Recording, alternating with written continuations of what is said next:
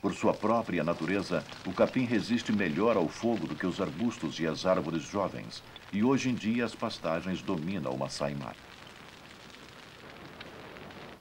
Alguns animais pastam os ramos de acácia nos limites da floresta.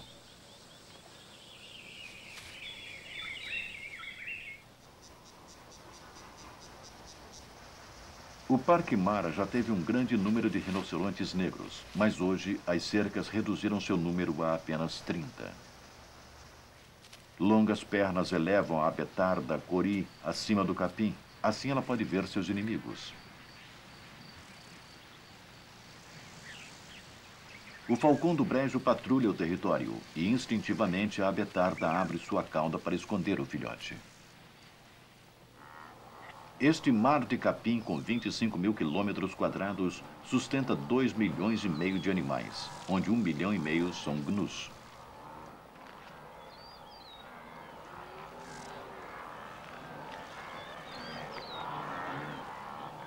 Cada espécie desenvolveu sua própria estratégia de alimentação. Isto não só reduz a competição, como garante a utilização máxima dos recursos. As zebras, por exemplo, pastam o capim mais longo e fibroso, e neste processo elas expõem as folhas ricas em proteínas que são as preferidas dos gnus. A grama também se adaptou. Ela só cresce bem quando é intensamente pastada. Desta maneira, nesta relação simbiótica, o animal se beneficia da grama e a grama se beneficia do animal. O resultado é um sistema que é conhecido como um dos mais produtivos do mundo. Durante o período da seca, os machos lutam pelo direito de ser o pai da próxima geração. O ciclo de suas vidas é controlado pelas chuvas e sua procriação é planejada de modo que seus filhotes nasçam na mesma época do capim tenro da próxima estação.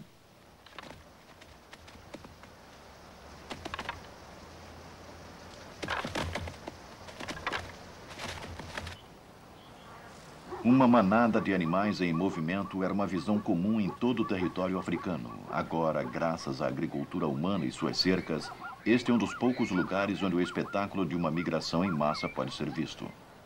Quando o capim alto diminui, a zebra é a primeira a se movimentar.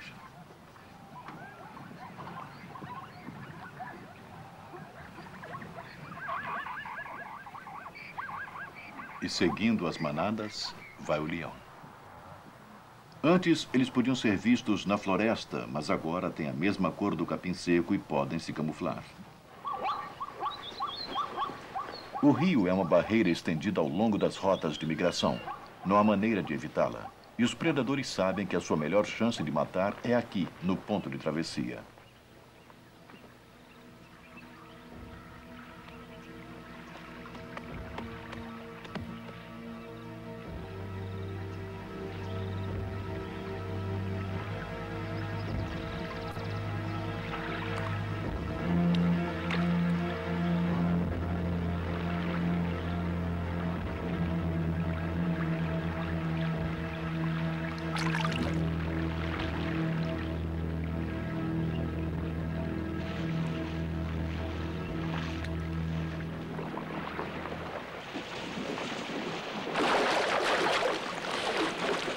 Com 330 quilos, a zebra é um animal difícil de ser derrubado por um crocodilo, especialmente se a manada se mantiver junta na água.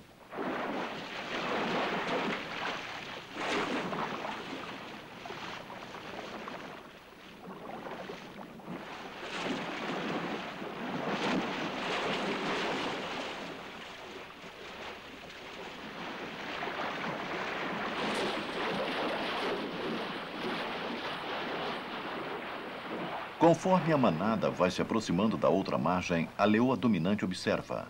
Ela é a caçadora do grupo e está esperando pelo momento de lançar o seu ataque. Além dos predadores, a zebra ainda enfrenta o perigo das rochas escorregadias. Um animal ferido é uma vítima certa.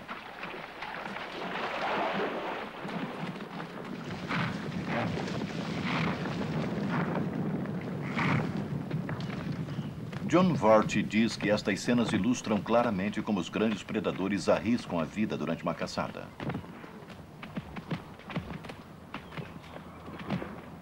A leoa teve muita sorte em escapar sem ferimentos sérios. Ela está visivelmente abalada com o incidente. John Vart seguiu este grupo por 21 dias e, apesar de fazer muitos ataques contra as zebras migrantes, a fêmea parece ter perdido sua autoconfiança. O medo dos cascos voadores a fez hesitar nos últimos instantes de cada tentativa.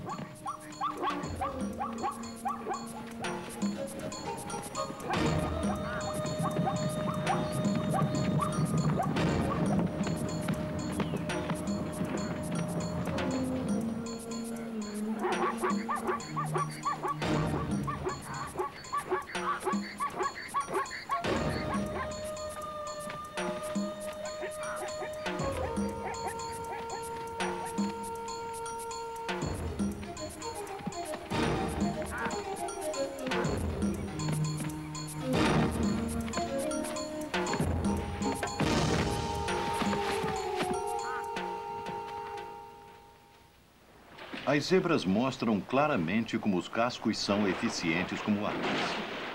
Pode ter sido coincidência, mas há 2 dias vimos um crocodilo morto não muito longe, rio abaixo.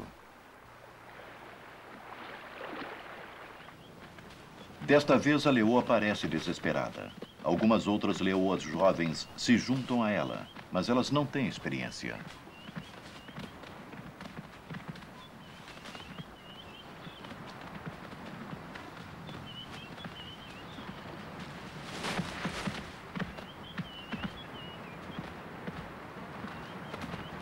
Até agora, a técnica das zebras de se manterem juntas na água rasa deu resultado. Mas sempre é um animal que quebra as regras. Uma zebra sozinha entra em águas profundas. Agora a vantagem está com o crocodilo.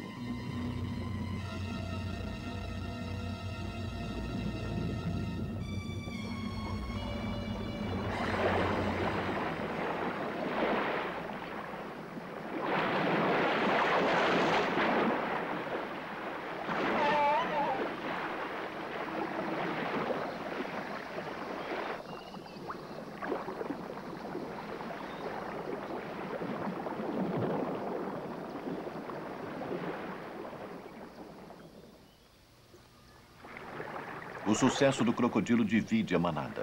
O pânico leva esta zebra para águas profundas, onde pode ser atacada por baixo.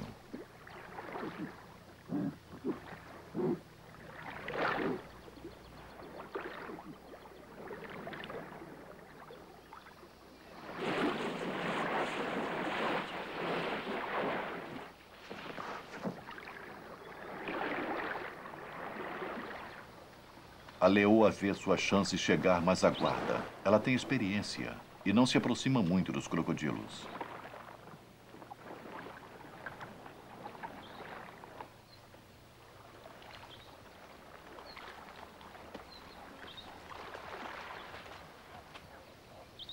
Mas o drama ainda não terminou. Rio abaixo, uma zebra fêmea que foi atacada está morta. Uma das leoas adultas vê uma oportunidade.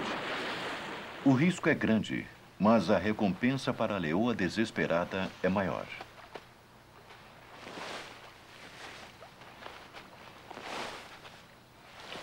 Rio acima, um frenesi de alimentação acontece entre os crocodilos.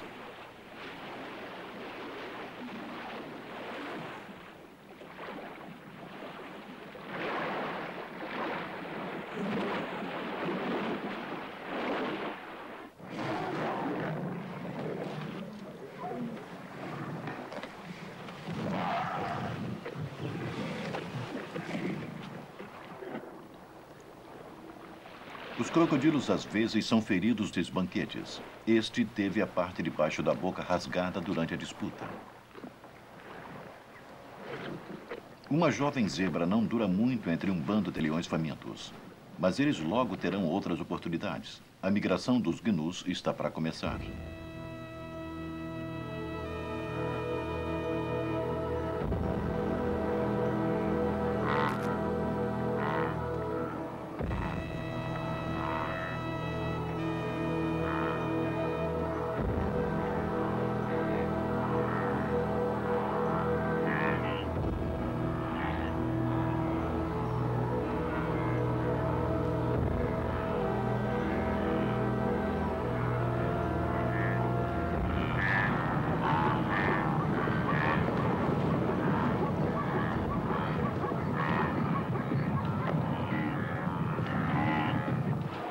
O primeiro gnu chegou algumas semanas depois das zebras. A água está baixa e a correnteza lenta.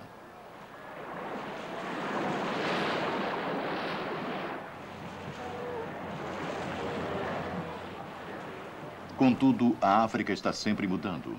O rio de amanhã não será o mesmo de hoje.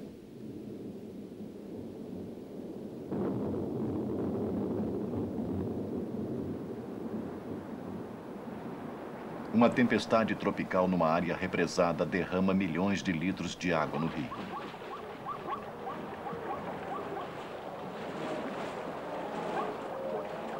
No início faz pouca diferença, mas à noite o rio começa a subir. Agora os últimos a chegar precisam nadar muito mais. A força das águas os afasta do ponto normal de saída.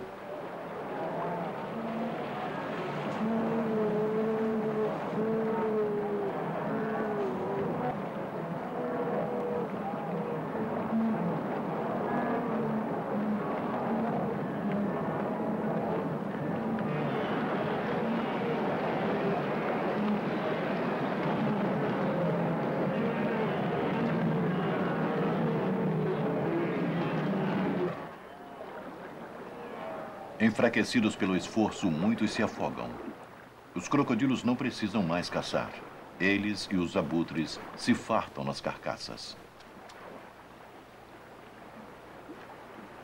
Para nós, este pode ser um processo cruel e de desperdício. Mas a adversidade é a maneira que a natureza tem de eliminar os fracos. E para 1,5 milhão de animais que migram a cada ano, isso não representa nada.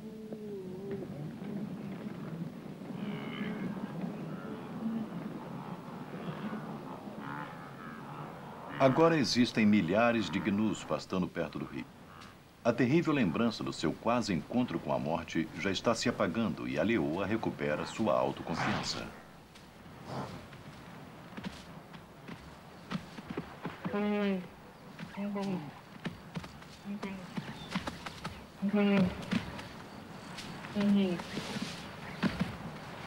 Mesmo um ataque bem-sucedido desperta pouco interesse. A aceitação da morte parece fazer parte da personalidade da presa. Muitos dos gnus chegaram e ficarão aqui até que seja a hora de rumar outra vez em direção ao sul. O ciclo da vida está completo. Muitos foram perdidos pelo caminho, mas assim como as chuvas tornam a grama verde, a natureza trabalha para recuperar seus números. Esta é a maneira como sempre aconteceu e como sempre acontecerá no futuro. Ou não. Existe uma outra criatura que vive aqui. Por centenas de anos, sai e criam seu gado aqui ao lado do Mara. Eles dividem a água com as manadas migratórias. Eles são pecuaristas e guerreiros com pouca disposição para a agricultura. Vivem em harmonia com a natureza e reverenciam o rio Mara como fonte de vida para os Maçai e seu gado. Mas em outros lugares, o crescimento da população humana ameaça os rios da África.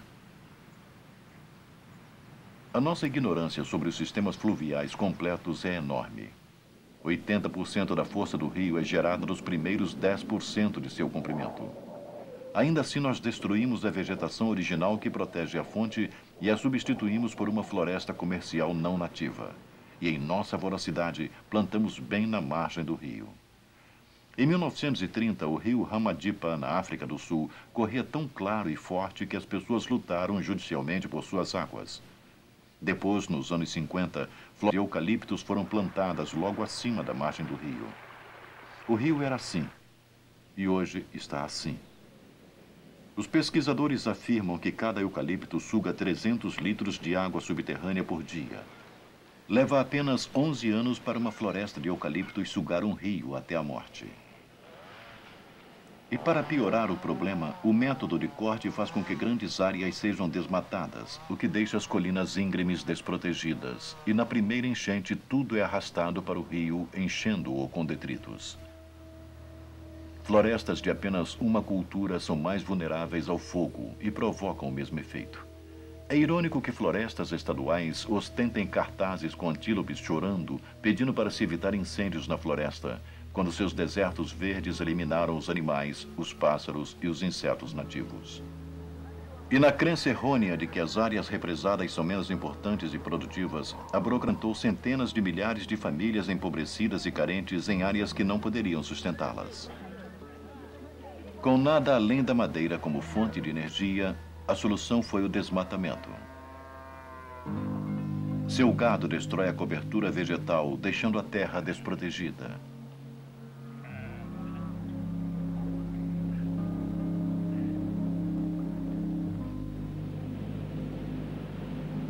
Quando chove, a terra fértil que levou 10.000 anos para se formar é levada em uma só enxurrada.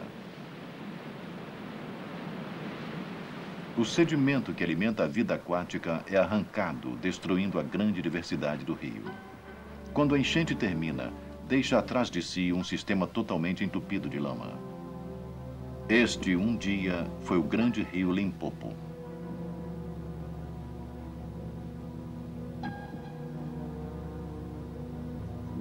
As piscinas profundas, lar dos crocodilos e hipopótamos, desapareceram.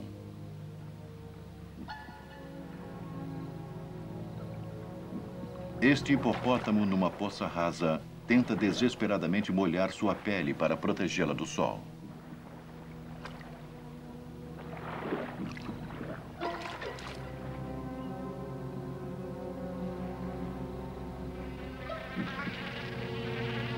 Sem a vegetação para agir como esponja, o rio que corria permanentemente, agora, ora está seco, ora está transbordando.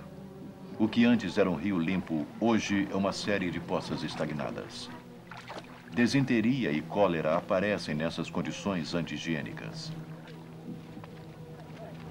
Tipicamente usamos a tecnologia para tratar os sintomas e não as causas. Instituições bancárias ambientalmente ignorantes financiaram a de grandes barragens. Acima do muro, água. E abaixo, nada. Esquecemos que a mesma quantia poderia ter sido usada para recuperar os danos causados ao ambiente que originaram este problema, em primeiro lugar.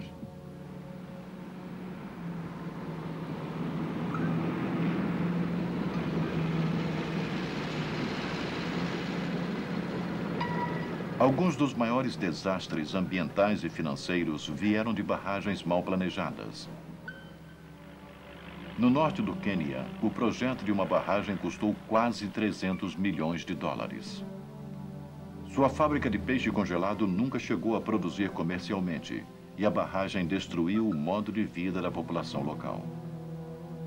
No sul da África, a represa Zuknor, construída ao custo de 12 milhões de dólares, quebrou quando foi enchida pela primeira vez. Ela depositou 1.800 partes de lama na água do rio, quantidade suficiente para matar toda a vida aquática deste ponto em diante. Uma vez que a água está acumulada numa represa, o potencial de irrigação é óbvio. A terra fica exausta com as monoculturas, madeira, açúcar, cítricos, café, e para mantê-las precisamos travar uma batalha contra a natureza, jogando milhares de litros de pesticidas para poluir o que sobrou dos rios. Hoje, 4/5 de toda a água vai para a agricultura. Mas o desperdício dos métodos usados só admite que 1/3 seja efetivamente aproveitado pelas plantas. Enquanto isso, a população local só tem o rio devastado e nenhuma água limpa para beber. Como o rio nos é dado de graça, nós o profanamos. Ele se tornou um depósito de lixo conveniente. As fábricas derramam seus efluentes nos rios. Uma fábrica africana faturando milhões de dólares pagou sem discutir uma multa de alguns milhares de dólares por paralisar os peixes do rio. Menos de 2% da água do mundo é potável. O certo é que cada vez mais os sistemas vitais da Terra estão começando a falhar. E a falta de água no lugar onde a vida começou vai se tornando um problema cada vez mais crítico. Se quisermos evitar nossa própria extinção, precisamos criar uma nova ética ambiental dentro da próxima geração. Um novo inventário precisa ser feito, considerando a água, o ar e a terra como nossos bens mais preciosos, porque esta é a verdadeira base da vida. Se falharmos, não teremos uma segunda chance. Algumas das maiores belezas da vida vêm da água, e já foi dito que o rio se move como a própria vida.